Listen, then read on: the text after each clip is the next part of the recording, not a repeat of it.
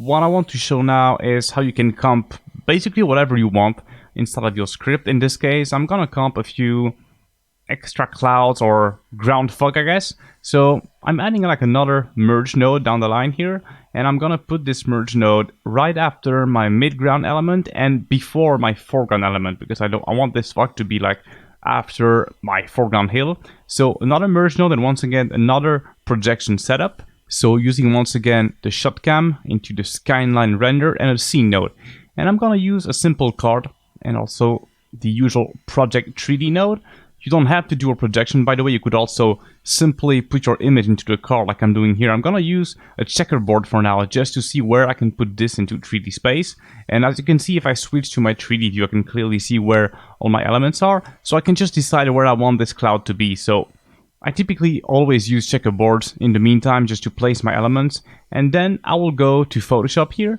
And I'm gonna do it very quickly just to show you guys what you could do. So if I just do like a new layer, and I grab like any type of cloud brush, something like this maybe, and I just do one brush. It's probably not going to be perfect, but it's just to show you guys the workflow, and you can repeat it and use it for whatever kind of element that you want.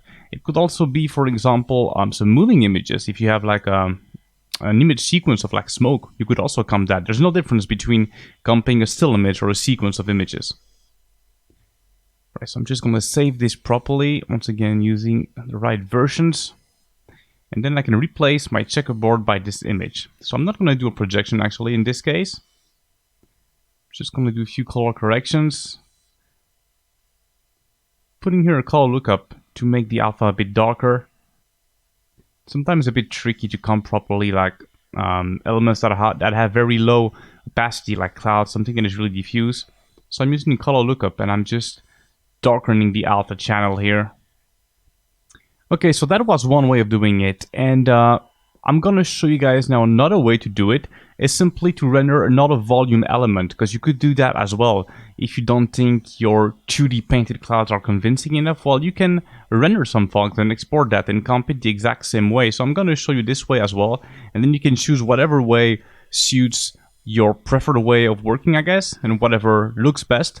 In my case, I usually like to render VDBs because it's really fast with Redshift, you know, so I like to go back to Maya and just render a few of those. So I just created once again my Redshift volume with the material. So I'm going to go into material here, once again at the density channel and play with my scatter coefficients and absorption coefficient. It is obviously going to require a bit of tweaking, and I will need to hide my mountain because I only want to render the cloud. So I'm going to change the size a little bit, change the placement, although the placement doesn't really matter here because I'm going to comp that later on. It doesn't need to be the right place. It's more like the lighting that needs to be good at this point, I guess. And I think something like this should do the trick.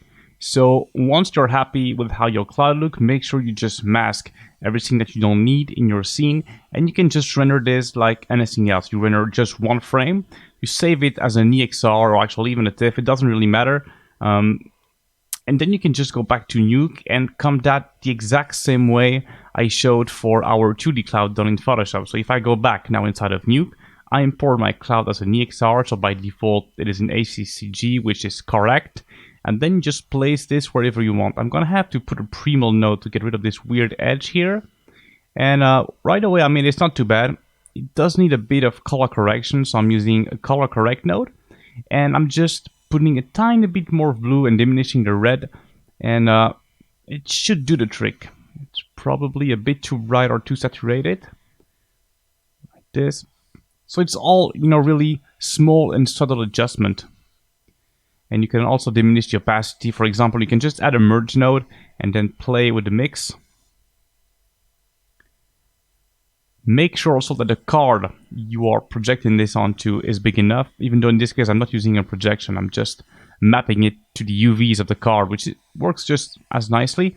And here I'm duplicating it and just rotating it, so I'm just reusing what I have rather than going back to Maya to render another one. You can also bring this cloud into Photoshop if you want and modify it a little bit. I guess that the essence of what I want to show you guys here is that it can be a really organic and flexible workflow. As long as you have pixels to play with, you can do really whatever you want. I mean, and those pixels can come from a 3D render, photograph, painting, it really doesn't matter. I just want to show you guys everything that is possible, and then from there it's really up to you to develop your own ideas and experiment and try to see how you want to use all those tricks and techniques.